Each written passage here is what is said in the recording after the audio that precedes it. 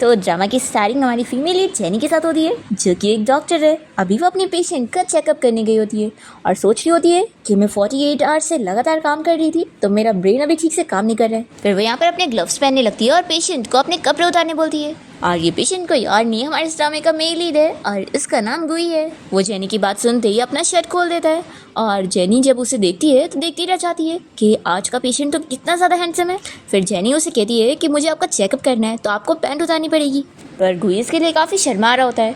इतने में जेनी खुद ही उसका पैंट निकाल देती है और फिर वो अपने हाथों में कोई मेडिसिन लेकर उसे लगाने वाली होती है। तो वो कहता है कि क्या ये सब भी ज़रूरी है? जेनी कहती है कि ऑफ कोर्स मुझे चेकअप करना है, देखो जल्दी करो, और भी पेशेंट है जो वेट कर रहे हैं। फिर तो यहाँ पर गुई को मारना ही पड़ता है और जेनी मन में सोच रही होती है कि वो अब तक छोटे बच्चों का ट्रीटमेंट करती आ रही थी और पहली बार उसे कोई इतना बड़ा पेशेंट मिला है। फिर यहाँ पर गुई का चेकअप करते के साथ ही जेनी उसे बता देती है कि वो बिल्कुल ठीक है और उसे कोई सर्जरी की ज़रूरत ही नहीं और उसकी हेल्थ बिल्कुल प्रॉपर है, उसकी कपल लाइफ बहुत ही अच्छी जाने वाली है। इस सुनते के साथ ही गुई शॉक होता है और अपने आप को कवर करते हुए उसे बताने लगता है कि मैं यहाँ पर इसके चेकअप के लिए नहीं आया था, मेरी किडनी में पेन हो रहा है तो मैं उसके लिए आया था। ये सुनते के साथ ही जेनी शॉक हो जाती है कि तुम्हारा किडनी का चेकअप करना था, यानी मैंने गलत पेशेंट का चेकअप कर लिया। यही सोचकर वो परेशान हो जाती है कि मैंने तो इसका पूरा चेकअप भी कर डाली। गुई तो बहुत ही गुस्सा हो जाता है और जेनी से कह देता है कि मैं तुम्हारी कंप्लेन करूंगा, आखिर तुम डॉक्टर होके ऐसे गलत चेकअप कैसे कर सकती हो। तो जेनी यहाँ पर तुरंत ही उसे माफी मांगने लगती है और बताती है कि मेरा आज इस डिपार्टमेंट में फर्स्ट डे है, इसलिए मेरी गलती माफ कर दो, नहीं तो मैं ग्रेजुएट नहीं हो पाऊंगी। कोई नीचे से अपनी पैंट उठाने जाता है तो ये उसका हाथ पकड़ के उसे माफी मांगी जा रही होती है और बेचारे को पैंट ही उठाने नहीं देती। वो गुस्से में कहता है कि छोड़ो मुझे, तो फिर ये खुद ही उसे उठा कर देती है और सॉरी भी बोलती है। फिर गुई जल्दी से अपनी पैंट पहनता है और जेनी की आईडी देखकर उसका नाम पढ़ लेता है और कहता है कि ठीक है, अब सुबह तक मैं तुम्हारी कंप्लेंट कर चुका हूँ। तो जेनी कहती है कि प्लीज़ मुझे माफ़ कर दो, मैं 48 आवर्स से लगातार काम कर रही थी, इसलिए मेरा दिमाग ठीक से काम नहीं करा, इसलिए प्लीज़ मुझे माफ़ कर दो और मुझे एक और चांस दे दो।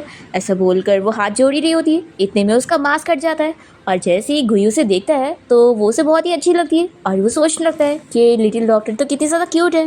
फिर इतने में गुई को उसकी मॉम की कॉल आ जाती है और वो गुई से कहने लगती है कि अगर आज तुमने अपनी गर्लफ्रेंड को घर नहीं लाया ना तो फिर मैं तुमसे सारे रिश्ते तोड़ लूंगी। गुई कहता है कि मॉम आप जानती है मैं कितना काम में बिजी रहता हूँ, मेरे पास टाइम नहीं गर्लफ्रेंड बनाने का। तो भी यहाँ पर गुई की मॉम नहीं मानती और कहती है कि आज तुम्हें गर्लफ्रेंड ला के ही रहना होगा। ऐसा बोलकर वो कॉल कट करती है। फिर गुई जब जेनी को अच्छे से देखता है तो उसे कहता है कि मैं तुम्हें एक मौका दे रहा हूँ मुझे कंपनसेट करने का, तुम बस एक दिन के लिए मेरी गर्लफ्रेंड बन जाओ और मेरी फैमिली से डील करो और फिर हमारा हिसाब बराबर होगा और मैं तुम्हारी कंप्लेन भी नहीं करूँगा। फिर जेनी इस बारे में सोच कर तुरंत ही उसे हाँ बोल देती है और कहती है कि ठीक है, बस तुम मेरी कंप्लेन मत करना, नहीं तो मैं ग्रेजुएट नहीं हो पाऊंगी। फिर कहता है कि ठीक है, फिर तो अब तुम मेरी गर्लफ्रेंड हो तो ये बताओ कि पहले तो तुमने मेरा गलत चेकअप कर दी थी तो अब सही वाला चेकअप कर दो। जेनी कहती है कि हाँ हाँ ठीक है, मैं तुम्हारा चेकअप करती हूँ, तुम बैठ जाओ। फिर गुई यहाँ पर अपनी पैंट को पकड़ लेता है तो कहती है कि फिक्र मत करो, इस बार तुम्हें पैंट उतारने की जरूरत नहीं है। फिर ये उसका टेस्ट करने के बाद उसका रिपोर्ट देख रही होती है और बताती है कि तुम्हें किडनी स्टोन है, जो कि भी बहुत ही छोटे हैं, तो सर्जरी की ज़रूरत नहीं है, मैं बस तुम्हें कुछ मेडिसिन रिकमेंड कर रही हूँ, तुम्हें वो लेना है और ज़्यादा पानी पीना है। फिर गुई इसके लिए हाँ बोलता है और जेनी से उसका नंबर मांगता है और उसका नंबर लेकर तुरंत यहाँ से चला जाता है। जेनी सोचती है कि आज मेरे साथ ये क्या हो गया, मैं तो बस एक इंटर्न हूँ, पता नहीं मैं कैसे एक पेशेंट की गर्लफ्रेंड बन गई। फिर काम से छुट्टी होने के बाद जेनी को यहाँ पर गुई पिक करने के लिए आता है और उसे कार में बैठने के लिए बोलता है। फिर जेनी यहाँ कार में बैठने के बाद गुई को देखते हुए सोच रही होती है कि ये तो इतना ज़्यादा हैंडसम है तो इसके पास गर्लफ्रेंड की कमी तो होगी नहीं, तो आखिर से मेरी ज़रूरत क्यों पड़ रही है गर्लफ्रेंड बनने की एक्टिंग करने के लिए। तभी यहाँ पर गुई से कहता है कि क्या तुमने मुझे अच्छे से देख लियो। तो फिर वो तुरंत ही अपना फेस हटाती है और गुई से समझाने लगता है कि मैं अभी तुम्हें अपने घर लेके चल रहा हूँ और तुम्हें मेरी फैमिली के सामने मेरी गर्लफ्रेंड बनने की एक्टिंग करना है। जेनी कहती है कि ठीक है मिस्टर गुई, मैं समझ गई। तो फिर ये कहता है कि तुम्हें मुझे मिस्टर गुई कहने की ज़रूरत नहीं है, तुम बस मुझे मेरे नाम से बुलाओ और वो उसे तुरंत ही अपना नाम बोलने के लिए बोलता है। तो फिर जेनी उसका नाम लेने के लिए बहुत ही नर्वस हो रही होती है और चीख देती है। फिर वो कहने लगता है कि जैसे लड़कियाँ अपने बॉयफ्रेंड को क्यूट तरीके से उसका नाम लेती है ना, वैसे लो। तो जेनी काफ़ी प्रैक्टिस करती है और फिर क्यूट तरीके से उसका नाम लेती है। फिर इसके बाद गुई जेनी को अपने साथ लेकर अपने घर के बाहर पहुंचता है और अपना हाथ हिलाने लगता है ताकि जेनी उसका हाथ पकड़े। जेनी कहती है कि क्या हुआ मिस्टर गुई, कहीं आपकी किडनी स्टोन में पेन तो नहीं हो रहा है। तो फिर वो खास कर इशारा करने लगता है तो भी ये नहीं समझ पाती है और कहती है कि तुम्हें आखिर खांसी क्यों आ रही है। वो तुरंत ही उसका फीवर चेक करके कहती है कि तुम्हें तो फीवर भी नहीं है। तो गुई कहता है कि सच में तुम बहुत ही ज़्यादा बुद्धू हो और फिर उसका हाथ पकड़ के लेके उसे घर में लेके जाता है और फिर वो जेनी को अपनी मॉम से मिलवाता है और बताता है कि मॉम देखो ये मेरी गर्लफ्रेंड है जो कि एक डॉक्टर है। गुई की मॉम जेनी को देखकर खुश होती है और कहती है कि फाइनली तुम्हें एक गर्लफ्रेंड मिल गई, वो भी एक लड़की। और फिर गुइया जेनी को समझा देता है कि चलो मेरी मॉम के सामने अच्छे से एक्टिंग करो। फिर एक्टिंग करने के चक्कर में जेनी या गुई की मॉम को मॉम कह देती है। तो यहाँ पर गुई की मॉम तो बहुत ही ज़्यादा खुश जाती है। तो यहाँ पर गुई जेनी से कहता है कि मैंने तुम्हें इतनी जल्दी मॉम बोलने के लिए नहीं बोला। तो जेनी तुरंत ही उन्हें आंटी बोलने लगती है। गुई की मॉम कहती है कि नहीं, अब से तुम मुझे मॉम ही बोलोगी, मुझे तो यही सुनना पसंद है। और फिर वो तुरंत ही अपने हाथ से ब्रेसलेट निकाल कर जेनी को पहना देती है और गुई से कहती है कि मुझे अपनी डॉटर इन लॉ से मिलकर बहुत ही खुशी मिल रही है, जैसे लग रहा है कि मैं आधी तो आज ही ठीक हो गई। तो चलो अब मैं अपनी डॉटर इन लॉ के पेरेंट्स से भी मिल लेती हूँ और तुम दोनों की शादी डिसाइड कर लेती हूँ। फिर शादी का नाम सुनते ही यहाँ पर जेनी बहुत ही शॉक हो जाती है और गुई कहता है कि मॉम अभी हमें 1 महीना तो हुआ है डेट करते हुए, तो अभी हमारा शादी करने का प्लान नहीं है। जेनी भी हाँ बोलती है। तो फिर गुई की मॉम उसे चिल्लाने लगती है कि क्या तुम अभी भी अपनी एक्स गर्लफ्रेंड जो को याद कर रहे हो? देखो याद रखो, तुम्हारा और उसका ऑलरेडी ब्रेकअप हो चुका था, और अगर अब तुमने मेरी बात नहीं सुने और 3 दिन में जेनी से शादी नहीं करे तो फिर मैं अपना कैंसर का ट्रीटमेंट नहीं करवाऊंगी। गुई कहता है कि मॉम आप मुझे ऐसे फोर्स नहीं कर सकती। तो फिर मॉम उसे चिल्लाती है और कहती है कि मेरी ऐसी हालत हो रही है और तुम्हें अभी भी मेरी नहीं पड़ी, तुम इसी वक्त ही घर से बाहर निकल जाओ और जब मैं मर जाऊंगी ना तब वापस आना। फिर जेनी गुई की मॉम को शांत करने लगती है और कहती है कि मैं आपका ट्रीटमेंट करूंगी और आपका ट्रीटमेंट होना बहुत ही ज़रूरी है, तभी आप ठीक हो पाओगी ना। फिर गुई अपनी मॉम को शांत करने के लिए उनसे कह देता है कि मॉम मैं इस शादी के लिए रेडी हूँ। ये सुनकर जेनी शॉक रह जाती है और वो तुरंत ही शादी के लिए मना करने लगती है। तो फिर गुई अपनी मॉम से कहता है कि मॉम मुझे जेनी से कुछ ज़रूरी बात करनी है, और फिर वो जेनी को बाहर ले आता है बात करने के लिए और उसे कहता है कि तुम मुझसे शादी कर लो, बदले में तुम्हें जो चाहिए मैं वो तुम्हें दूंगा, तुम कुछ भी बोल सकती हो। जेनी कहती है कि नहीं, मुझे तुमसे शादी नहीं करनी है, हम दोनों तो बस एक्टिंग कर रहे हैं और मैं तो तुम्हें पसंद भी नहीं करती हूँ, तो मैं तुमसे बिल्कुल शादी नहीं करने वाली। ये सुनकर गुई कहता है कि तुम जानती भी हो मैं कौन हूँ? जेनी कहती है कि हाँ जानती हूँ, तुम मेरे किडनी स्टोन पेशेंट हो मिस्टर गुई। गुई बहुत ही शॉक हो रहा होता है और कहता है कि तुम्हें बस यही पता है। जेनी कहती है क्या हुआ, चेकअप करने के बाद अब क्या तुम्हारा दिमाग खराब हो चुका है जो तुम अपना खुद का ही नाम भूल गए? गुई सोचता है कि मेरी फैमिली इतनी पावरफुल है और मुझे शादी करने के लिए इतनी सारी लड़की पीछे पड़ी है, लेकिन बस यही एक स्टूपिड लड़की है जिससे कुछ फर्क ही नहीं पड़ रहा मेरे नाम से। फिर गुई यहाँ पर जेनी का फेस पकड़ के उसे फिर से पूछता है कि देखो मैं तुमसे शादी करना चाहता हूँ, तो क्या तुम इसके लिए हाँ नहीं बोलोगी? जेनी उसे मना कर देती है। तो फिर ये कहता है कि इतनी सारी लड़कियाँ हैं जो मेरे पीछे पड़ी हैं मुझे शादी करने के लिए, और तुम यहाँ मुझे रिजेक्ट कर रही हो। जेनी कहती है कि फिर तुम उन्हीं सारी लड़कियों के पास जाओ ना, मेरे पीछे मत पड़ो। और फिर वो गुई से गुस्सा होकर यहाँ घर में आ जाती है और दोनों ही झगड़ा करने लगते हैं। तो मॉम यहाँ पर गुई को चिल्लाती है और उसे कह देती है कि तुम अब जेनी को मनाओ और उसे माफ़ी मांगो, जब तक मैं तुम लोग के लिए खाना बनाने जा रही हूँ तब तक तुम इसे मना चुके होने चाहिए। फिर जेनी यहाँ पर आके बैठ जाती है और गुई उसे सॉरी कहने लगता है, और जेनी उसकी तरफ नहीं देखती। तो फिर ये उसे क्यूट तरीके से मनाने लग जाता है और उसे सॉरी बोल रहा होता है। जेनी नहीं सुन रही होती है, तो फिर वो उसे याद दिलाता है कि भूलो मत कि मैं तुम्हारी कंप्लेन कर सकता हूँ।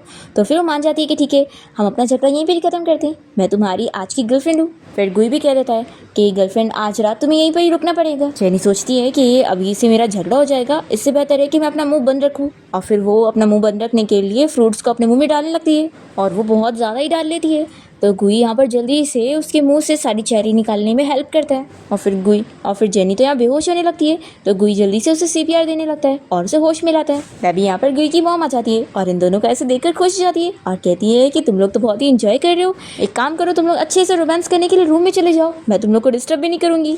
तो फिर दोनों ही मॉम से कहने लगते हैं कि आप जैसा सोच रही हो वैसा कुछ भी नहीं है, पर गुई की मॉम नहीं मानती और कहती है कि मैं जानती हूँ। फिर गुई तो शर्मा के जल्दी से अपने रूम में भाग जाता है और जेनी भी यहाँ पर गुई की मॉम से कहने लगती है कि आंटी आप जैसे सोच रही हो वैसा कुछ भी नहीं है। तो मॉम कहती है कि शर्माने की ज़रूरत नहीं है, मैं अच्छी तरीके से जानती हूँ, और वो उसे लेकर गुई के रूम के बाहर पहुँच जाती है और कहती है कि गुई जल्दी से दरवाज़ा खोलो, जेनी आई है उसे अंदर ले लो। तो गुई मना करने लगता है कि मॉम मैं दरवाज़ा नहीं खोलने वाला। फिर जेनी भी कहती है कि आंटी मुझे कुछ काम है, और वो जल्दी से भाग जाती है। और फिर नेक्स्ट टाइम देखते हैं कि जेनी जब अपने हॉस्पिटल में काम कर रही होती है तभी यहाँ पर गुई पहुँच जाता है और उसे उसका बैग ला कर देता है। तो वो उसे थैंक यू बोलती है और कहती है कि मैंने अपना 1 दिन की गर्लफ्रेंड बनने का काम पूरा कर ली थी, तो अब तुम यहाँ पर क्या कर रहे हो? फिर गुई जेनी के पास जाकर उसे पूछता है कि मैं तुमसे लास्ट बार पूछ रहा हूँ, तुम मुझसे शादी करोगी कि नहीं?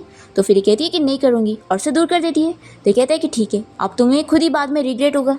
ऐसा बोलकर गुई जाने लगता है। तो जेनी उसे सुनाती है कि मैं किसी हैंडसम और रिच बंदे से शादी नहीं करना चाहती। और फिर इतने में जेनी को उसके डैड की कॉल आती है और वो उसे फोर्सली किसी ब्लाइंड डेट पर जाने के लिए कह रहे होते हैं और कहते हैं कि अगर वो नहीं जाएगी तो वो उसकी मॉम का ट्रीटमेंट हॉस्पिटल में होने नहीं देंगे, तो उसे जाना ही पड़ेगा। तो फिर जेनी भी ब्लाइंड डेट पर जाने के लिए हाँ बोल देती है और जैसे ही वो कॉल रखती है तो फिर गुई उसे कहता है कि अच्छा तो तुम मुझे नहीं चूज़ करोगी, लेकिन तुम किसी के साथ ब्लाइंड डेट पर चली जाओगी। और फिर गुई तो यहाँ से गुस्सा होकर बाहर चला जाता है। इतने में उसकी मॉम उसे कॉल करती है और पूछती है कि जेनी मानी कि नहीं, और तुम दोनों ने मैरिज सर्टिफिकेट अब तक ले चुके होंगे ना? तो गुई कहता है कि नहीं मॉम। तो फिर मॉम गुस्से में कह देती है कि अगर तुमने जेनी को नहीं मनाए और उससे शादी नहीं करे तो फिर तुम घर भी मत आना। देखो मुझे जेनी बहुत पसंद आई है और वो बहुत ही अच्छी लड़की है। गुई कहता है कि मॉम ठीक है, बस आपको डॉटर इन लॉ चाहिए ना, तो अब मैं आपकी डॉटर इन लॉ को घर लेकर ही आऊँगा। ऐसा बोलकर वो कॉल कट करता है। और फिर नेक्स्ट सीन में हम देखते हैं कि जेनी अपनी ब्लाइंड डेट छोड़कर जाने लगती है, तो उसके डैड उसे रोकते हैं और कहते हैं कि आखिर तुम ब्लाइंड डेट छोड़कर कैसे जा सकती हो। जेनी कहती है कि वो मैन पूरे 50 ईयर्स का है, आपसे भी बड़ा है, आप मेरी शादी उससे कैसे करवाने का सोच सकते हैं। तो फिर जेनी के डैड कहते हैं कि आखिर उसमें बुराई क्या है, तुम एक अच्छी रिच लाइफ बिताओगी। जेनी कहती है कि अगर ऐसी बात है तो अपनी उस मिस्ट्रेस की बेटी की शादी उससे करवा दो। तो फिर डैडी से धमकी देने लगते हैं कि अगर तुम ये शादी नहीं करोगी तो फिर मैं तुम्हारी मॉम की मेडिकल एक्सपेंसेस देना बंद कर दूंगा। जेनी कहती है ठीक है, फिर आपको अब कोई पैसे देने की जरूरत नहीं है, अपनी मॉम की मेडिकल एक्सपेंसेस का खर्चा मैं खुद उठा लूंगी। तो डैड कहते हैं कि ठीक है, मैं अभी जाकर तुम्हारी मॉम की ट्रीटमेंट का पैसा रोकता हूँ और देखना तुम खुद हार मान के मेरे पास माफ़ी मांगने आओगी। ऐसा बोलकर वो यहाँ से चले जाते हैं और फिर तुरंत ही जेनी को नर्स की कॉल आती है और वो उसे बताती है कि उसकी मॉम की ट्रीटमेंट रोक दी जा रही है क्योंकि उनका मेडिकल ट्रीटमेंट का खर्चा रोक दिया गया है। जेनी ट्रीटमेंट रोकने से मना करती है और कहती है कि मुझे थोड़ा टाइम दे दो, मैं पैसे दे दूंगी। तो फिर इसे एक दिन का टाइम मिल जाता है। फिर इतने में हम देखते हैं कि शेन कार से बाहर निकलता है। जेनी उसे देखते के साथ ही जल्दी से उसके पास आती है और कहती है कि तुमने जो मुझे ऑफर दिया था, क्या उसके लिए अब देरी हो चुकी है? देखो मैं तुमसे शादी करने के लिए अब रेडी हूँ। गुई कहता है कि तुम तो ब्लाइंडेड के लिए गई थी ना, क्या हुआ, अब तुम मेरे पास क्यों आ गई? क्या तुम रिजेक्टेड हो चुकी हो? तभी यहाँ पर गुई के साथ जो लड़की कार में बैठी थी वो बाहर आती है और उसका हाथ पकड़ के कहने लगती है कि तुम तो मुझे अपनी मदर इन लॉ से मिलवाने वाले थे ना। तो इस लड़की को देखकर जेनी पूछती है कि ये कौन है। तो गुई बताने लगता है कि ये मैंने अपने लिए नई वाइफ हायर करा हूँ, अगर तुम्हें कंपटीशन करना है तो इससे करो। तो ये लड़की तुरंत ही जेनी को देखकर कहने लगती है कि तुम तो मेरी कंपैरिजन में कुछ भी नहीं हो। तो फिर जेनी कहती है कि तुम तो पूरी प्लास्टिक सर्जरी हो और मैं एक डॉक्टर हूँ, मुझसे बेस्ट तो कोई जान ही नहीं सकता है। फिर जेनी की बातें सुनकर गुई को हंसी आने लगती है और जेनी यहाँ पर अपनी तारीफ़ें करने की कोशिश करती है पर वो कर ही नहीं पा रही होती है और फिर वो गुई को मनाने लगती है कि तुम प्लीज़ मुझे एक मौका दो, मैं तुम्हारी अच्छी वाइफ बन सकती हूँ। तो फिर ये कहता है कि तुम आखिर मुझे क्यों चुन रही हो अब। तो फिर जेनी गुई की तारीफ़ करने लगती है कि आप जैसा टॉल हैंडसम और रिच बंदा मुझे मिल ही नहीं सकता है, इसलिए प्लीज़ प्लीज़ प्लीज़ मुझे प्लीज़ मान जाओ। तो फिर गुई तो अपनी तारीफ सुनकर बहुत ही खुश होता है और जेनी को हक करते हुए इस लड़की से कह देता है कि अब ये मेरी वाइफ है तो तुम जा सकती हो, मैं तुम्हारा 5 मिलियन का पेमेंट कर दूंगा। ऐसा बोलकर फिर गुई जेनी को अपने साथ कार में बैठाकर यहाँ से लेकर चला जाता है और फिर वो कार में जेनी से पूछता है कि बताओ तुम्हें मुझसे शादी करने के लिए क्या चाहिए। तो जेनी कहती है कि मुझे हर महीने $20,000 चाहिए अपनी मॉम की सर्जरी के पैसे भरने के लिए। तो फिर कहता है कि ये एक्सक्यूज़ बहुत ही पुराना हो चुका है, कुछ नया बोलो। जेनी कहती है कि मैं ये भी चाहती हूँ कि हम लोग एक कॉन्ट्रैक्ट साइन करें जिसमें एक टाइम पीरियड हो जिसके बाद तुम मुझे डिवोर्स दे दो और मैं आज़ाद हो सकूँ। तो गुई कहता है कि अभी तक तो मैंने डिवोर्स की बात नहीं करा और तुम खुद कर रही हो। तो फिर ये कहती है कि नहीं डिवोर्स तुम्हारी मर्जी के हिसाब से ही होगा। तो गुई कहता है कि ठीक है, फिर हम दोनों के बीच का जो मैरिज कॉन्ट्रैक्ट है मैं वो रेडी कर लूँगा, लेकिन हाँ याद रखना कि तुम्हें मेरी कोई प्रॉपर्टी में हिस्सा नहीं मिलेगा, तुम्हें बस महीने के $200 चाहिए ना। तो फिर जेनी कहती है कि हाँ मुझे तुम्हारी कोई प्रॉपर्टी नहीं चाहिए, तुम बस मुझे $200 दे देना, यही काफ़ी है। वो कहता है कि चलो फिर हम लोग सर्टिफिकेट लेने चलते हैं, तो क्या तुम अपना डॉक्यूमेंट लेकर आई हो।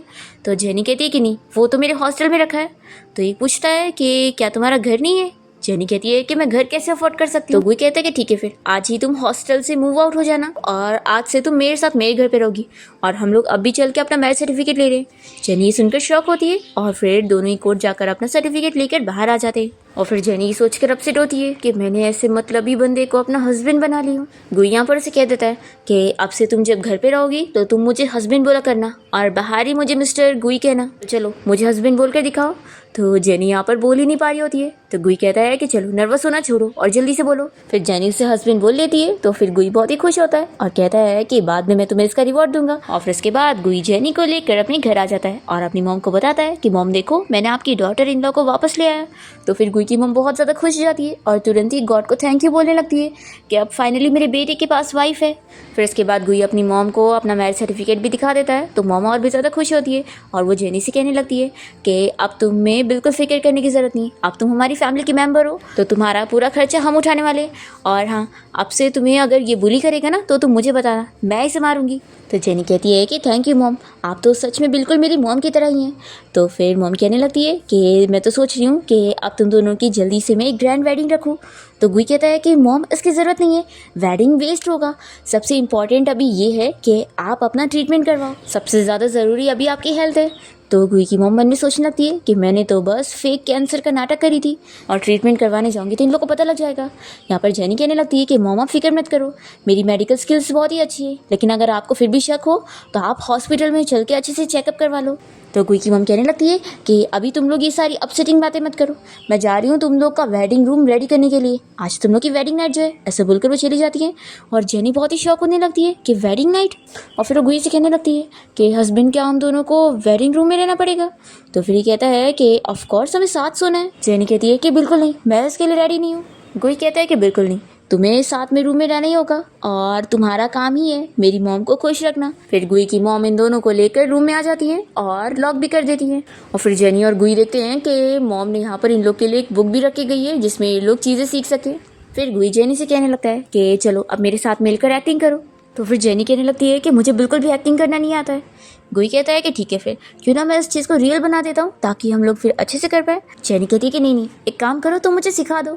फिर गुई यहाँ पर जेनी को बोर्ड पर लिख कर उसे अच्छे से डायलॉग की एक्टिंग करने बोलता है। तो जेनी यहाँ पर वो सारी चीज़ें बस पढ़ रही होती है। तो ये कहता है कि तुम्हें अच्छे से इमोशन लेकर बोलना है। फिर यहाँ पर गुई ने जो जो चीज़ लिखा होता है जेनी वैसे ही अच्छे से एक्ट करते जाती है और गुई की मॉम बाहर खड़े होकर कान लगाकर इन लोग की बातें सुन रही होती है और उनको लगता है कि लगता है इन दोनों के बीच में कुछ अच्छे से चल ही नहीं रहा है।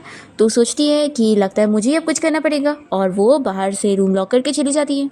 और फिर गुई भी यहाँ जेनी की वजह से बहुत ही शाय फील करता है तो जल्दी से वो शावर लेने चला जाता है। और फिर जब वो वापस आता है तो जेनी उसे कहती है कि मैंने अच्छे से प्रैक्टिस कर चुकी हूँ और मैं वापस से अच्छे से एक्ट कर सकती हूँ। तो ये कहता है कि नहीं, अभी तुम्हें और चिल्लाने की ज़रूरत नहीं है और हाँ, तुम्हें हम दोनों की शादी के बारे में और किसी और को बताने की ज़रूरत नहीं है, ये बात सिर्फ तुम्हारे मेरे और मेरी मॉम के बीच तक ही रहना चाहिए। जेनी कहती है कि ऑफ कोर्स मैं इस बारे में किसी को नहीं बताऊंगी और कोई और ये बारे में जानने का डिजर्व भी नहीं करता। गुई कहता है कि ठीक है, और ये भी जान लो कि तुम्हारा मुझसे शादी करने का सिर्फ एक ही मिशन है कि तुम्हें मेरी मॉम को खुश रखना है और तुम्हें मेरे बारे में कुछ भी सोचने की ज़रूरत नहीं है, तुम मुझसे प्यार मत करना। जेनी कहती है कि फिक्र मत करो, मुझे तुमसे प्यार होगा भी नहीं।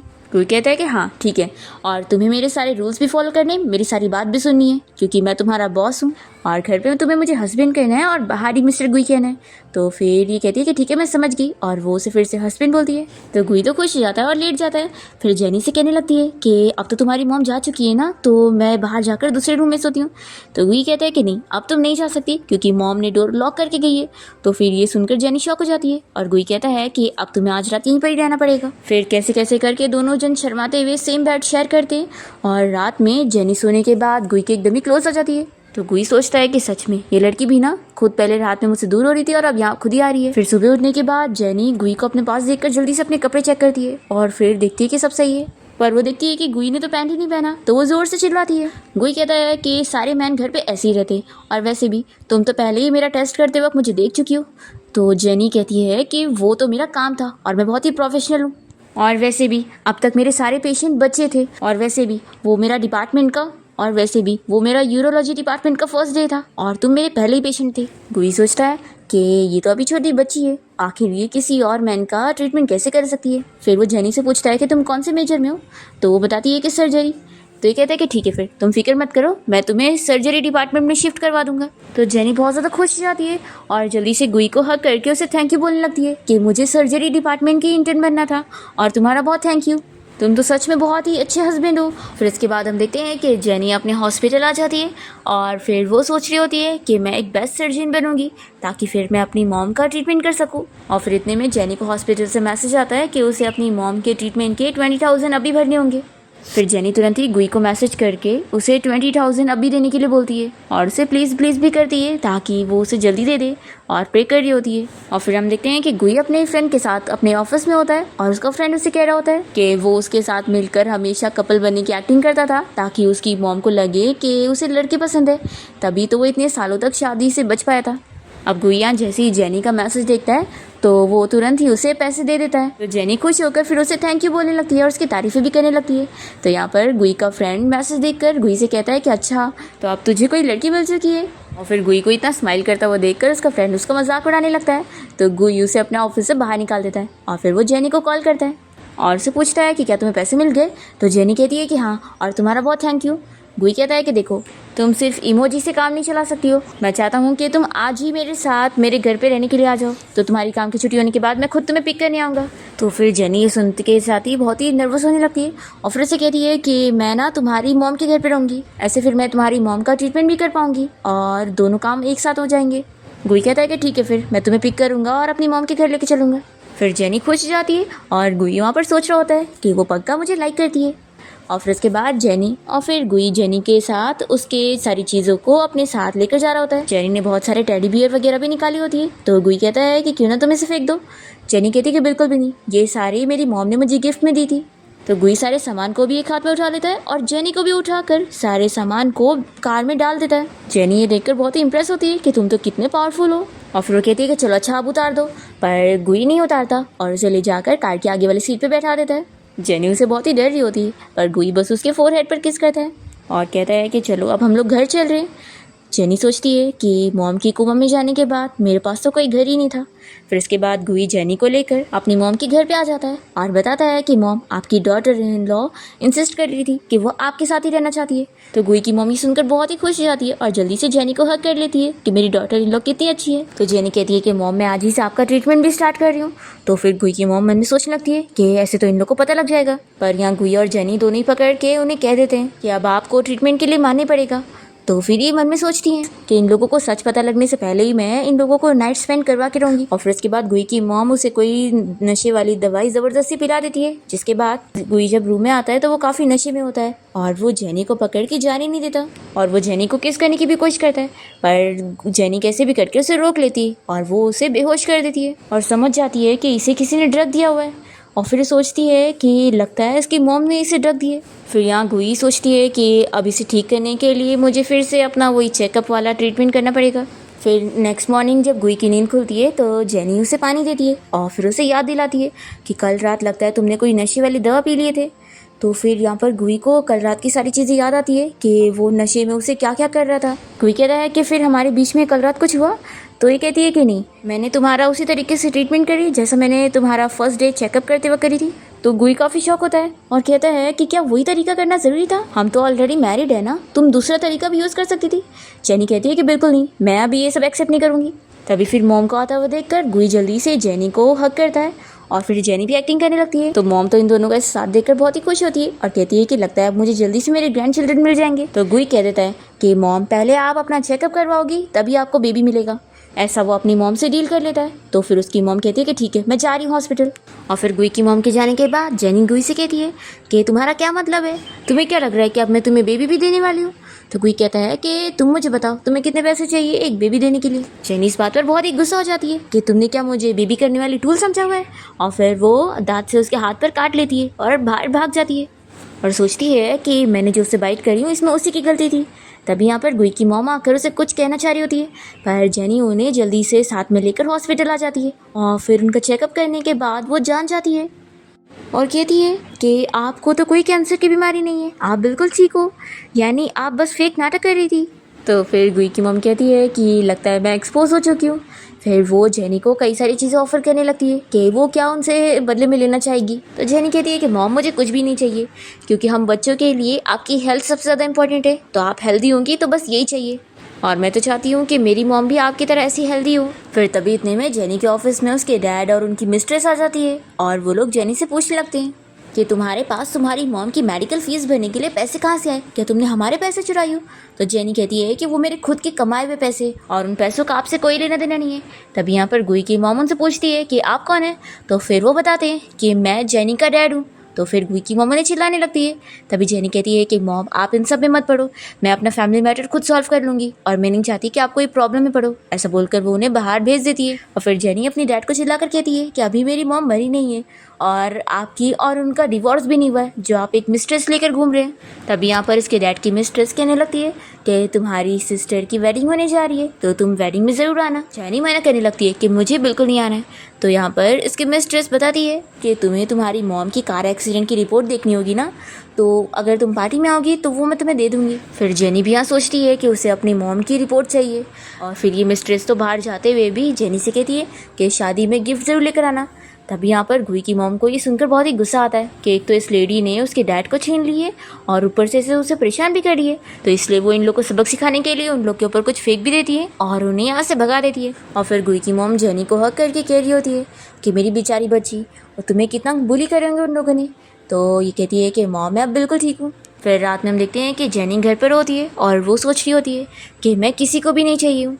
इतने में यहाँ गुई आ जाता है और उसे फ्लावर देने लगता है और कहता है कि मुझे माफ़ कर दो। जेनी कहती है कि तुम ये क्या कर रहे हो, देखो तुमने ही पहले गलती करी थी, तभी मैंने तुम्हें बाइट करी थी।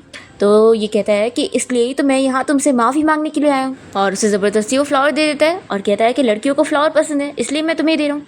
जेनी कहती है कि कोई ऐसे माफ़ी मांगता है। फिर गुई सोचता है कि लगता है ये काफ़ी नहीं था, मुझे उसे और एक और अच्छा गिफ्ट देना चाहिए। फिर वो उसके पास जाकर उसे अपना बाथरोब खोलकर अपनी बॉडी दिखा रहा होता है और कहता है कि देखो मैंने तो अब गिफ्ट भी खोल दिया हूँ, अब तुम एक्सेप्ट करना चाहो तो मुझे ले लो। जेनी उसे रोक देती है और कहती है कि नहीं इसकी ज़रूरत नहीं है। और फिर गुई जैसी जेनी को किस करने जाता है तो वो जल्दी से उसे दूर हो जाती है और कहती है कि तुम्हारी मॉम ना बस नाटक कर रही है, वो कोई बीमार नहीं है, इसलिए हमारे बीच का जो एग्रीमेंट था शादी का वो यहीं पर ही कैंसिल होता है, क्योंकि जब तुम्हारी मॉम ही ठीक है तो तुम्हें मेरी ज़रूरत ही क्या है। गुई कहता है कि मैंने तो अब तुमसे माफ़ी भी मांग लिया, तो अब तुम्हें क्या चाहिए। देखो मैं तुम्हारे लिए ये फ्लावर भी लेकर आया हूँ और मैंने इतना बड़ा गिफ्ट भी तुम्हें देना चाहा, तो बताओ तुम्हें चाहिए या नहीं। तो जेनी उसे हक करती है और गुई खुश हो जाता है कि उसके फ्रेंड का आइडिया काम आया। पर जेनी उसे कवर कर देती है और कहती है कि तुम्हारे फ्लावर के लिए थैंक यू और गिफ्ट के लिए भी, लेकिन मुझे नहीं चाहिए। और फिर वो चली जाती है। तो गुई भी यहाँ पर गुस्सा हो जाता है कि इसे मनाना कितना मुश्किल है।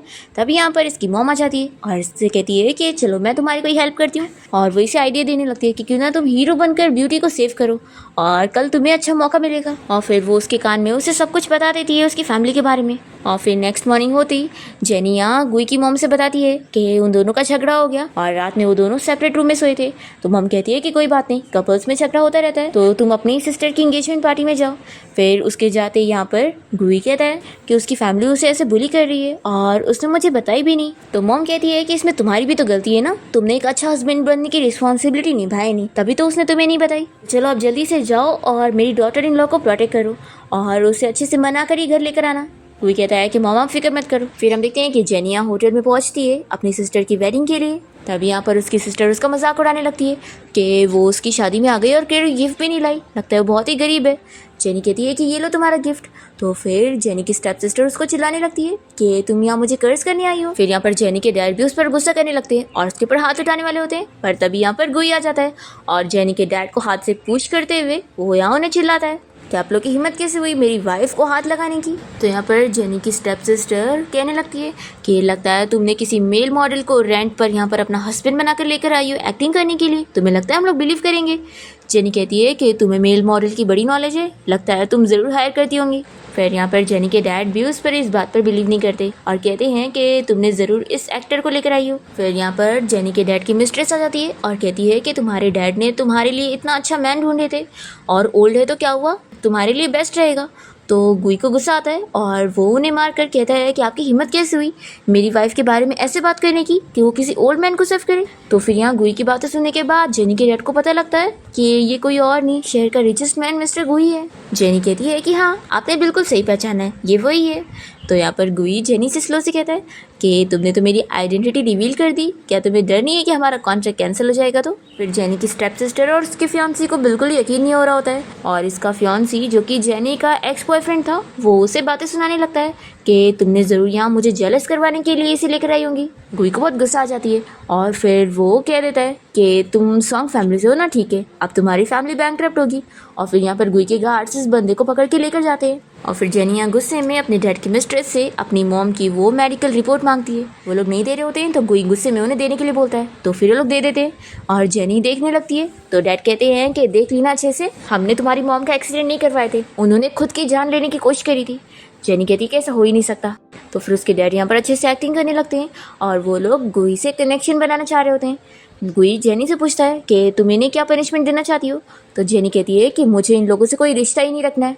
तो फिर जेनी के डैड कहने लगते हैं कि मैंने तुम्हें इतने सालों से पाला हूँ, तुम मेरी बेटी हो, तुम ऐसा कैसे बोल सकती हो। तो गुई यहाँ पर इन लोगों से कह देता है कि जेनी बहुत ही काइंड है लेकिन मैं नहीं हूँ, मेरे पास तो बहुत टाइम भी है, मैं आप लोग को चुटकियों में बैंकरप्ट कर सकता हूँ। तो फिर जेनी के डैड तुरंत ही डर जाते हैं और नील डाउन होकर माफ़ी मांगने लगते हैं और जेनी ये देखकर बहुत ही खुश होती है कि कोई पहली बार मेरी ऐसे साइड ले रहा है। और फिर गुई यहाँ से जेनी को अपने साथ बाहर लेकर चला जाता है और जेनी के डैड को बहुत ज़्यादा गुस्सा आ जाती है और वो सोचते हैं कि वो उल्टा उसे अब अपनी कंपनी में कोई हिस्सा भी नहीं देंगे और साथ ही साथ अब उसे मजबूर करेंगे कि वो गुई से उन्हें पैसे ला कर दे। और दूसरी तरफ जेनिया बाहर आने के बाद गुई को थैंक यू बोलने लगती है कि तुमने आज मेरी इतनी बड़ी हेल्प करी। और फिर वो उसका हाथ देखने लगती है जहाँ पर उसने बाइट करी थी और कहती है कि सॉरी, मैंने इतनी बड़ी गलती करी थी, एक काम करो तुम भी मेरे हाथ पर बाइट कर लो। और वो उसे अपना हाथ देने लगती है और फिर डर भी रही होती है कि वो उसे दांत से काटेगा, पर यहाँ पर तो बस वो उसके हाथ पे किस करता है और कहता है कि मैंने अपना बदला ले लिया। जेनी कहती है कि क्या सच में अब तुम मुझसे गुस्सा नहीं हो? तो गुई कहता है कि ऑफकोर्स नहीं, मैं तो उल्टा चाहता हूँ कि तुम मेरे साथ बस कॉन्ट्रैक्ट कैंसिल मत करो। जेनी पूछती है कि लेकिन तुम्हारी मॉम को कोई बीमारी नहीं है, तो फिर हमारा कॉन्ट्रैक्ट तो ऐसे ही कैंसिल हो जाएगा। गुई कहता है कि लेकिन मेरी मॉम को तुम बहुत ही पसंद हो और उनकी खुशी के लिए मैं चाहता हूँ कि हमारे बीच का जो एग्रीमेंट है वो कंटिन्यू हो। तो जेनी पूछती है कि फिर ये एंड कब होगा? गुई कहता है कि ठीक है, फिर जब अगर मुझे कोई पसंद आ जाएगी तो फिर हम ये ख़त्म कर देंगे। तो फिर जेनी इसके लिए मान जाती है कि तुमने मेरी इतनी बड़ी हेल्प करो तो मैं भी तुम्हारी हेल्प करूँगी। फिर गुई कहता है कि तो अब हम घर चले। जेनी कहती कि नहीं, अभी मुझे कुछ ज़रूरी काम है, ऐसे बोलकर भाग जाती है। फिर जेनी को ऐसे जाते हुए देखकर गुई सोचता है कि क्या इसका कोई सीक्रेट है, तो चलो चल के मुझे देखना पड़ेगा। फिर वो उसका पीछा करता है और देखता है कि वो हॉस्पिटल जा रही है, तो ये सोचता है कि यहीं पर ही तो ये काम करती है ना, ये इस टाइम पर यहाँ पर क्या करने गई है। फिर गुई हॉस्पिटल के अंदर आ जाता है और वो देखता है कि जेनी यहाँ पर अपनी मॉम से मिलने आई है जो कि अभी कोमा में है। जेनी यहाँ पर रोते हुए अपनी मॉम से बात कर रही होती है और उन्हें अपने डैड के बारे में भी बता रही होती है और कह रही होती है कि एक दिन वो बहुत ही बेस्ट डॉक्टर बनेगी और वो उनका ट्रीटमेंट अच्छे से करके रहेगी। तो गुई ये देखने के बाद सोचता है कि जेनी की मॉम सच में बीमार है। तभी यहाँ पर नर्स बताने लगती है कि ये लड़की बहुत ज़्यादा हार्ड वर्किंग है, ये अपनी मॉम के इलाज के लिए पैसे जमा कर रही है। फिर ये सुनने के बाद गुई को समझ आता है कि जेनी जो उसे पैसे मांग रही थी वो बस अपनी मॉम के लिए मांग रही थी और वो सब सच कह रही थी। फिर ये जाता है और जेनी की मॉम का पूरा मेडिकल बिल भर देता है 3 साल का। और फिर नर्स इस बारे में तुरंत ही जेनी को बता देती है कि अब उसकी मॉम का पूरा मेडिकल बिल क्लियर है। जेनी ये जानने के बाद गुई से कहने लगती है कि तुम्हें ये सब करने की ज़रूरत नहीं थी। तो फिर ये कहता है कि मैंने कोई बड़ा काम नहीं करा हूँ और वैसे भी मैंने सिर्फ 3 साल का भरा हूँ, इसलिए क्योंकि मुझे यकीन है कि 3 साल बाद तुम अच्छी डॉक्टर बनोगी और फिर तुम मुझे रीपे कर लोगी।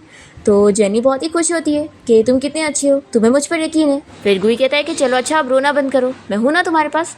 तो जेनी मन में सोचती है कि मॉम मैं कितनी लकी हूँ, मुझे इतना अच्छा पर्सन मिला है। और फिर उसके बाद जेनी और गुई साथ में घर आ जाते हैं और गुई की मॉम इन दोनों को साथ में हाथ पकड़ा हुआ देखकर खुश होती है और पूछती है कि क्या आप तुम दोनों का झगड़ा खत्म हो गया है, तो तुम लोग सेपरेट रूम में नहीं सोगे। जेनी कहती है कि मॉम अगर आपको इसी में खुशी मिलेगी तो फिर हम नहीं सोएंगे। तो फिर गुई की मॉम तो बहुत ही ज़्यादा खुश हो जाती है और जल्दी से गुई के लिए एक और मेडिसिन ले आती है और कहती है कि ये उससे भी अच्छी वाली मेडिसिन है, इसको बस एक सिप पियोगे ना तो तुम बहुत ही पावरफुल हो जाओगे। तो ये सुनने के बाद गुई जल्दी से जेनी के साथ रूम में भाग जाता है और फिर हम देखते हैं कि गुई शावर लेने के बाद जेनी को टॉवल लाने के लिए बोलता है। जैसे वो उसे टॉवल देने आती है तो वो उसे अपने पास करता है और फिर वो जेनी को किस करने लग जाता है, पर फिर वो उसे रोक देती है और उसे अपने लिए सैनिटरी पैड्स लाने के लिए बोलती है। तो फिर गुई कहता है कि ठीक है, तुम मेरा इंतज़ार करो, मैं लेकर आता हूँ। फिर वो उसके लिए बहुत सारे अलग अलग ब्रांड्स के लिए आता है और पूछता है कि तुम्हें कौन सा चाहिए, मुझे नहीं पता है। तो जेनी उसके गाल पे किस करके एक लेकर चली जाती है और फिर जब वो बाथरूम से बाहर आती है तो गुई अपने फ्रेंड से कॉल पर बात कर रहा होता है और गुई का फ्रेंड उसे बता रहा होता है कि जो अब्रॉड से वापस आ गई है और वो उसे ये भी बताता है कि वो जो का ही आइडिया था, उससे तुम्हारी मॉम के सामने तुम्हारी गर्लफ्रेंड बनने का प्रिटेंड करी थी और वो ज़रूर इस बार तुमसे शादी करने के लिए आई होंगी। तो फिर गुई जैसी जेनी को देखता है तो वो ज़ोर से कह देता है कि मुझे अब किसी और की ज़रूरत नहीं है, मेरे पास पहले से ही वाइफ है। जेनी सुनकर बहुत ही शाय होने लगती है और फिर जैसे ही वो गुई के पास आती है तो वो उसे हक करने लगता है। जेनी कहती है कि मैं पीरियड्स में हूँ। तो फिर वो उसे बैठाता है और कहता है कि तुम क्या सोच रही हो। फिर वो उसे मेडिसिन देता है और कहता है कि मैं तुम्हारे लिए शुगर वाटर लेकर आता हूँ। फिर जेनी उसे रोक लेती है और फिर उसे किस करती है। तो फिर गुई भी उसे किस बैक करने लगता है और फिर जेनी गुई को हक करते हुए उसे कहने लगती है कि मैं चाहती हूँ कि तुम किसी और को लाइक नहीं करो, क्या तुम ऐसा कर सकते हो। तो फिर वो कहता है कि ऑफ कोर्स मेरी लाइफ में तुम्हारे अलावा और कोई और नहीं आएगी जिसके लिए मैं शुगर वाटर बनाऊंगा, सिर्फ वो तुम ही होंगी। और फिर नेक्स्ट मॉर्निंग होती है गुई ने तो जेनी के लिए बहुत ही अच्छा ब्रेकफास्ट भी बनाया होता है और उसका बहुत ही ख्याल रख रहा होता है। तो ये देखकर गुई की मॉम बहुत ही खुश हो जाती है। तभी इतने में गुई को किसी बच्ची की कॉल आती है और वो रोते हुए उसे डैडी बोल रही होती है और कह रही होती है कि डैडी आप मुझसे मिलने आ जाओ, मम्मी की तबीयत बहुत ख़राब हो गई थी और वो हॉस्पिटल चली गई है।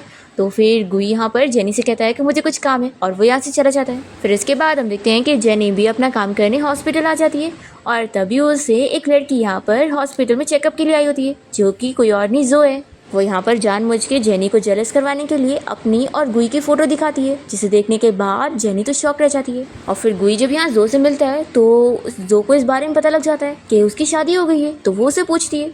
गुई कहता है कि आखिर मैं तुम्हें अपनी शादी के बारे में क्यों बताऊंगा, तुम तो एक आउटसाइडर हो। और फिर उसे पीछे छुड़ाने के बाद गुई यहाँ पर जेनी के ऑफिस में उसे मिलने आता है, पर वो उसे बहुत ही गुस्सा होती है और फिर वो उसे पूछ लेती है कि क्या उसकी एक्स गर्लफ्रेंड उसके पास वापस आ गई है। तो फिर गुई यहाँ पर जेनी से सब कुछ क्लियर करता है कि मैं सिर्फ तुम्हें लाइक करता हूँ और तुम मेरी हार्ट बीट सुन लो, ये हार्ट सिर्फ तुम्हारे लिए बीट करता है। फिर जेनी बहुत ज़्यादा खुश होती है और दोनों के बीच में सारी चीज़ें क्लियर हो जाती है। दूसरी तरफ यहाँ पर जो को तो बहुत ही गुस्सा आ रहा होता है कि आखिर ऐसे कैसे गुई किसी और से शादी कर सकता है। फिर वो कुछ नया प्लान करती है। दूसरी तरफ हम देखते हैं कि गुई की मॉम यहाँ जेनी को कोई स्पेशल वाली नाइट ड्रेस दिखा रही होती है। तो जेनी कहती है कि ये कुछ ज़्यादा ही अजीब नहीं है, मैं इसे कैसे पहनूंगी। तब इतने में गुई घर आ जाता है और वो जैसे ये देखने लगता है तो जेनी जल्दी से उसकी आंखें बंद करती है और फिर मॉम जल्दी से इन लोगों को अच्छा टाइम स्पेंड करने के लिए छोड़कर चली जाती है। गुई कहता है कि तुम अगर ये पहनोगी तो मुझे बहुत अच्छा लगेगा। तो जेनी कहती है कि हाँ, ये आइडिया इतना बुरा नहीं है। पर फिर इतने में गुई को उसी बच्चे की कॉल आ जाती है और वो कहने लगती है कि डैडी आप जल्दी से घर आओ, मम्मी का बहुत खून बह रहा है। जेनी सुन लेती है और गुई से पूछती है कि क्या तुम्हारी कोई बच्ची भी है। तो फिर गुई कहता है कि मैं तुम्हें बाद में सारी चीज़ें क्लियरली बताऊंगा। ऐसा बोलकर गुई यहाँ से चला जाता है और फिर हम देखते हैं कि वो जो को लेकर हॉस्पिटल पहुँचता है और जेनी भी यहाँ पर हॉस्पिटल में होती है और वो ये देखती है। जो उसे कहता है कि जल्दी से इसके लिए डॉक्टर का अरेंजमेंट करो। तो जेनी कहती है कि मैं इसकी सर्जरी करती हूँ और तुम फिक्र मत करो, मैं ही कर लूँगी। और फिर जेनी जो की सर्जरी सेफली कर लेती है और उसकी जान भी बच जाती है। जैसे यहाँ पर जेनी को देखती है तो फिर उससे कहने लगती है कि ये वही फ़ोटो वाली लड़की है जिसने मेरे डैड को मुझसे छीनी है, ये बहुत ही बुरी है। तो फिर गुई उसे कहता है कि तुम ऐसा मत बोलो। जेनी कहती कि रहने दो, बच्ची बिल्कुल सही कह रही है और वो चली जाती है। फिर गुई कुछ बोल ही नहीं पाता है और फिर वो जो से मिलने के बाद सीधा जेनी के पास जाता है। जेनी उसे जो के लिए मेडिसिन की लिस्ट पकड़ाती है और कहती है कि तुम अपनी बच्ची और अपनी वाइफ के पास जा सकते हो। तो गुई उसे तुरंत ही क्लियर करता है कि वो मेरी बेटी नहीं है। तो गुई उसे तुरंत ही क्लियर करता है कि वो मेरी रियल बेटी नहीं है, मैंने बस उसे अडॉप्ट करा हूँ और मैं नहीं चाहता कि शाओ को पता चले कि वो मेरी असली बेटी नहीं है, नहीं तो फिर वो अपसेट हो जाएगी, इसलिए मैंने उस वक्त सच नहीं बताया। तो फिर जेनी पूछती है कि क्या जो उसकी रियल मम्मी है। तो ये बताता है कि नहीं, उसे तो मैंने हायर किया था शाओ का ख्याल रखने के लिए और उसे तो मैं कुछ ज़्यादा जानता भी नहीं हूँ, बस वो एक अच्छी लड़की थी इसलिए मैंने उसको हायर कर लिया। तो फिर जेनी ये सब जानने के बाद गुई से कहती है कि सॉरी, मैंने तुम्हें मिसअंडरस्टूड कर ली थी। गुई कहता है कि गलती मेरी है, मैंने तुम्हें पहले सब कुछ बताया ही नहीं था। और फिर फाइनली दोनों के बीच में सारी चीज़ें क्लियर हो जाती है और गुई कहता है कि चलो हम दोनों साथ में मिलकर जो से मिल लेते हैं। और फिर गुई यहाँ पर जेनी का हाथ पकड़ के जो के वार्ड में जाता है उसे मिलने के लिए और वो इन दोनों का हाथ पकड़ा हुआ देखकर गुस्सा होने लगती है। तब यहाँ पर गुई जो को 50 मिलियन का चेक देने लगता है और कहता है कि तुम ये ले लो। तो फिर वो कहती है कि तुम अच्छी तरीके से जानते हो कि मुझे ये नहीं चाहिए। तो फिर जेनी भी उससे कहने लगती है कि देखो ये पैसे ले लो तो तुम्हारे और शाओ दोनों के लिए अच्छा होगा। तो फिर जो तुरंत ही जेनी को बनाने लगती है कि मुझे और शाओ दोनों को ही गुई की ज़रूरत है, इसलिए तुम गुई को हमसे मत छीनो। तो फिर जेनी कह देती है कि गुई अब मेरा हस्बैंड है और मैं किसी को भी उसके साथ शेयर थोड़ी ना करने वाली हूँ। और फिर जेनी यहाँ पर गुई को इस बारे में भी बता देती है कि इसको जो चोट लगी थी ये इसने खुद को जानबूझ के पहुँचाई है ताकि ये तुम्हें ब्लैकमेल कर सके और ये शाओ को पालने लायक बिल्कुल नहीं है, ये उसे भी नुकसान पहुँचा सकती है। गुई ये जानने के बाद काफ़ी शौक होता है कि जो ने ऐसा करी है। तो फिर वो तुरंत ही कह देता है कि अब मैं तुम्हें और कोई पैसे नहीं देने वाला हूँ और शाओ का ख्याल भी अब मैं ही रख लूँगा। और फिर गुई और जेनी मिलकर शाओ को यहाँ से घर लेकर चले जाते हैं। और फिर जैसे ही यहाँ पर गुई की मॉम शाओ को देखती है तो उन्हें लगता है कि ये उस जो की बेटी है, तो फिर ये तुरंत ही गुस्सा होने लगती है। तो जेनी जल्दी से गुई की मॉम को साइड में लेकर जाती है और उन्हें सब समझा देती है कि शाओ असल में गुई की अडॉप्ट की हुई बच्ची है और यहाँ पर वो उन्हें मनाती है कि इसे यहाँ घर पे ही रहने दो और क्यों ना हम लोग मिलकर इसका ख्याल रख लेंगे। गुई की मॉम कहती है कि मुझे मेरे रियल ग्रैंड चिल्ड्रन चाहिए, तो अगर तुम मुझे एक रियल ग्रैंड चिल्ड्रन देने का वादा करोगी तो फिर मैं इसका ख्याल रख लूँगी। तो जेनी इसके लिए मान जाती है कि मॉम ठीक है। तो फिर गुई की मॉम यहाँ पर शाओ के पास आती है और कहती है कि चलो बेटा मैं तुम्हारा ख्याल रखूँगी और वो उसे साथ में लेकर चली जाती है। तो गुई काफ़ी शौक होता है कि मॉम को तो शाओ बिल्कुल पसंद नहीं थी तो वो मान कैसे गई। तो फिर जेनी से बताती है कि मॉम को मैंने बेबी देने का वादा कर लिया। तो फिर गुई कहता है कि अगर ऐसी बात है तो फिर इस मिशन में मेरा भी तो काम होगा, फिर तो हमें देरी नहीं करनी चाहिए। ऐसा बोलकर वो जल्दी से जेनी को उठा के साथ में रूम में लेकर जाता है। दूसरी तरफ हम देखते हैं कि जेनी के डैड उसकी मॉम को मारने के लिए अपनी मिस्ट्रेस के साथ मिलकर उन्हें कोई इंजेक्शन देने गए होते हैं। और फिर जब यहाँ जेनी और गुई की नींद खुलती है तो गुई के हाथ पर निशान देखकर जेनी को बहुत एम्बैरेस फील होता है। गुई कहता है कि चुपने की ज़रूरत नहीं है और चलो आज तुम्हारा छुट्टी वाला दिन है ना, तो हम लोग हॉस्पिटल चलते हैं मॉम से मिलने के लिए। जेनी कहती है कि तुमने क्या कहा? तो गुई कहता है कि ऑफ कोर्स है ना, तुम्हारी मॉम अब मेरी भी मॉम है। तो ये सुनकर जेनी बहुत ही खुश होती है और सोचती है कि अब मेरे पास भी फैमिली है। तभी इतने में से इसकी डैड की कॉल आती है और वो इसे धमकी देकर हॉस्पिटल में आने के लिए बोलते हैं, नहीं तो फिर वो उसकी मॉम को मार देंगे। तो जेनी शेन के साथ जाने के लिए तो जेनी गुई के साथ जाने के लिए तो निकलती है, पर वो उसे हॉस्पिटल में आने के लिए कोई बहाना कर लेती है, ये तुम जाओ अपना काम कंप्लीट कर लो, मैं अपना चली जाऊंगी। पर गुई को फील होता है कि जेनी कुछ ज़्यादा परेशान है। फिर यहाँ पर वो उसे लास्ट में किस भी करती है और फिर चली जाती है। और फिर जेनी जब यहाँ अपनी मॉम के वार्ड में आती है तो उसके डैड उसे धमकी दे रहे होते हैं कि अगर वो गुई से उनकी कंपनी के लिए पैसे लेकर नहीं देगी तो फिर वो उसकी मॉम को अभी मार देंगे। जेनी फिर भी मना कर देती है कि मैं इसमें उसको इन्वॉल्व नहीं करूँगी। तो फिर ये लोग इंजेक्शन उठा लेते हैं। तो जेनी जल्दी से उनसे छीनने लगती है और तभी इतने में यहाँ पर गुई पहुँच जाता है। पर तुरंत यहाँ गुई पहुँच कर जेनी को प्रोटेक्ट करता है और वो सीसीटीवी फुटेज की मदद से जेनी के डैड और उसकी मिस्ट्रेस को यहाँ से जेल भिजवा देता है। फिर इसके बाद जेनी को यहाँ पता लगता है कि उन लोगों ने उसकी मॉम को कोई इंजेक्शन दे दिए थे, जिसके बाद अब उसकी मॉम के पास ज़्यादा टाइम नहीं है, वो रोने लग जाती है। और फिर यहाँ पर गुई और उसकी मॉम भी आ जाते हैं और जेनी की मॉम अपनी लास्ट विश बोलती है कि वो जेनी को शादी करते हुए देखना चाहती है। तो फिर तुरंत ही यहाँ पर गुई जेनी के साथ वेडिंग ड्रेस में आता है और जेनी की मॉम के सामने शादी करता है। और फिर जेनी को ऐसे खुश देखकर जेनी की मॉम यहाँ पर मर जाती है। और फिर जेनी गुई के साथ मिलकर अपनी मॉम का फ्यूनरल अटेंड करती है और वो डिसाइड करती है कि नहीं, मैं ऐसे अपसेट नहीं रहूँगी। मेरी मॉम चाहती थी कि मैं खुश रहूँ और मुझे पता है कि वो ऊपर स्टार बनकर मुझे देख रही होंगी, तो मैं एक बेस्ट डॉक्टर बनकर उन्हें दिखाऊंगी।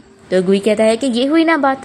फिर इसके बाद हम देखते हैं कि 1 साल बीत जाता है और जेनी फिर से अपने हॉस्पिटल में लगातार काम कर रही होती है। तो गुई यहाँ पर उसे घर ले जाने के लिए आता है और कहता है कि अब तो तुम्हें बेस्ट डॉक्टर का अवार्ड भी मिल चुका है, तो इतना ज़्यादा काम मत करो, तुम 2 दिन से लगातार काम कर रही हो। जेनी कहती कि नहीं, अभी मुझे एक और पेशेंट देखना है। फिर इतने में यहाँ पर उसका पेट दुखने लग जाता है। तो गुई कहता है कि देखा, हमारे बेबी का पहले चेकअप करवाना पड़ेगा। और फिर वो उसे तुरंत ही उठा के लेके जाने लगता है और इसी के साथ इस ड्रामा की हैप्पी एंडिंग हो जाती है।